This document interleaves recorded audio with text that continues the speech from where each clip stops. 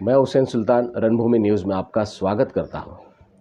मुमरा कौसा शहर में ट्रैफिक का मसला सबसे अहम है। ट्रैफिक की वजह से आज कई लोग परेशान हैं। आखिर ये ट्रैफिक क्यों होती और कैसे होती है? लगातार इसके ऊपर काम किया जाता है मगर ट्रैफिक जो कि तू ही बरकरार रहती है। अमृतनगर से लेके कौसा शिमला पार तक बेहद ट्रैफिक है, जिसकी वजह से आम जनता को जूझना पड़ता है। आखिर ट्रैफिक की क्या वजह है?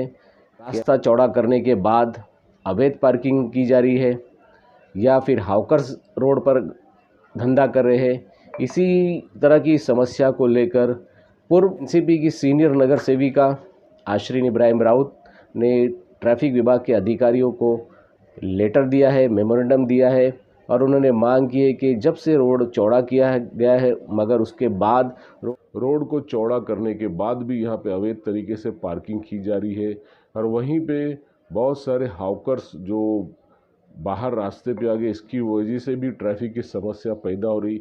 इसी को लेकर उन्होंने क्या कहा है, आइए आपको सुनाते हैं। अस्सलाम वालेकुम, नमस्ते।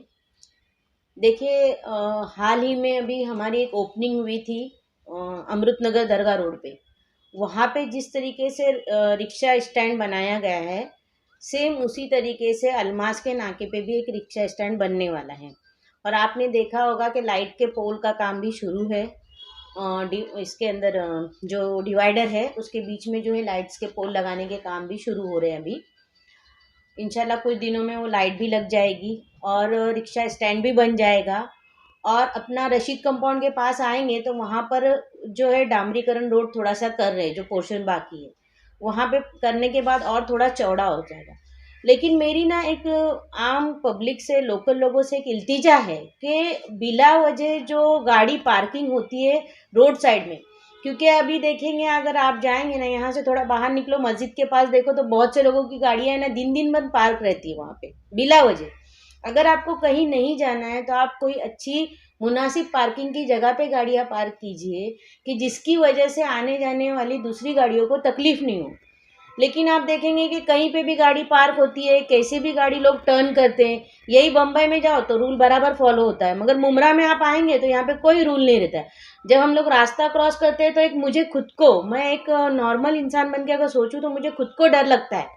मैं वॉक पे कभी जाती हूँ तो मुझे डर लगता है कि यहाँ से बाइक आके ठोकेगी या वहाँ से रिक्शा आके ठोकेगी।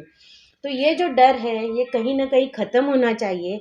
अगर रूल आप लोग बराबर से फॉलो करोगे, जाने वाले रास्ते से आप जाओ, आने वाले रास्ते से आप आओ, कहीं पे से भी आड़ी टेढ़ी गाड़ियां घुसा देते, चाहे वो बाइक वाले हो चाहे रिक्शा वाले हो, कहीं पे भी गाड़ी रुका के पैसेंजर ले लेते रिक्शा वाले। तो मेरी इन सब लोगों से एक रिक्वेस्ट है कि अगर आप लोग भी एक नागरिक होने के नाते अगर अपनी जिम्मेदारी निभाओगे तो कहीं ना कहीं ये ट्रैफिक का मामला सॉल्व हो जाएगा। क्योंकि आप देखोगे रास्ते काफ़ी हद तक चौड़े हो चुके हैं अल्हम्दुलिल्लाह। ने इसी के ताल्लुक से कुछ दिन पहले एक लेटर दिया है ट्रैफिक डिपार्टमेंट में कि भाई ये जो ऐसी गाड़ियां हैं इनके ऊपर आप एक्शन लो। हम कोई भी नगर सेवक आपको फ़ोन नहीं करेगा, क्योंकि इसकी वजह ही यही है कि दिन ब दिन मतलब प्रॉब्लम बढ़ते जा रही है। और आने वाले अभी कुछ ही महीनों में हमारा पाक महीना आता है, रमज़ान का महीना आएगा। और आपने देखा होगा कि रमज़ान के महीने में लोग कहाँ कहाँ से हमारे यहाँ पे ख़रीदारी के लिए आते हैं। हमारे यहाँ पे खाने की अलग अलग चीज़ों की जो दुकानें लगती हैं, इस सिलसिले में लोग घूमने के ताल्लुक से भी आते हैं। फिर ऐसे हालात में तो और ट्रैफिक जाम हो जाएगा। तो इसीलिए मैंने एक लेटर भी कुछ दिन पहले अपने ट्रैफिक डिपार्टमेंट को दिया है। देखिए, हॉकर्स के लिए भी मैंने अपने जो डिपार्टमेंट में है टीएमसी में मैंने बात की है सागर सालुंके साहब से, गोसावी साहब से। आए दिन कार्रवाई भी होते रहती है, मगर वो लोग क्या करते हैं, जब कार्रवाई होने लगती है तो कहीं पे भी गली कुचे में घुस जाते हैं, दोबारा अपने वो ठेले लगाते। तो इनको भी चाहिए कि थोड़ा अभी कैसे है कि अगर उसके ऊपर कार्रवाई ज़्यादा करो तो बोले गरीब के पेट पे लात मारते। भाई हम गरीब के पेट पे लात नहीं मारते, लेकिन गरीबों ने भी तो कुछ सिस्टम रखना चाहिए ना। आप भी हमारे भाई बहन हो, आपकी भी रोजी रोटी चलना चाहिए। लेकिन हमारी वजह से अगर किसी को तकलीफ होती है तो उस पर भी तो उन्होंने ध्यान रखना चाहिए। पहले से ही वो राजीव गांधी हॉकर्स के जो लोग थे पहले से ही वहाँ पे गुलाब पार्क में बैठते थे। ये है कि हमारी पार्टी वालों ने उनको हटाया था। उसके बाद आपने देखा होगा कई दिन मोर्चे हुए, कई दिन कुछ बातें चली कि गरीब के पेट पे लात मारने का शुरू कर दिया है, हॉकर जोन नहीं है, जब उनको हमने मित्तल में भेजा तो वो बोल रहे हमारी रोजी रोटी नहीं चलती है। दोबारा फिर वहाँ पे उन्हीं के कहने पे और लोगों की ही डिमांड पे उनको यहाँ पे ला गया। तो उन्होंने क्या कहा था कि बस हम लोग 1 या 2 लाइन ही रखेंगे, उसके आगे नहीं आएंगे। अब वो उनकी भी तो जिम्मेदारी है ना कि उन्होंने अपनी बात पे कायम रहना चाहिए। आज अगर आप देखोगे तो हॉकर्स पूरा जो है कब्रिस्तान तक लगते हैं और फिर वो बोलेंगे अरे नहीं वो झगड़े होते हैं, मारामारी होती है, मर्डर होता है तो हम नहीं ये करेंगे। तो ये तो गलत बात है ना।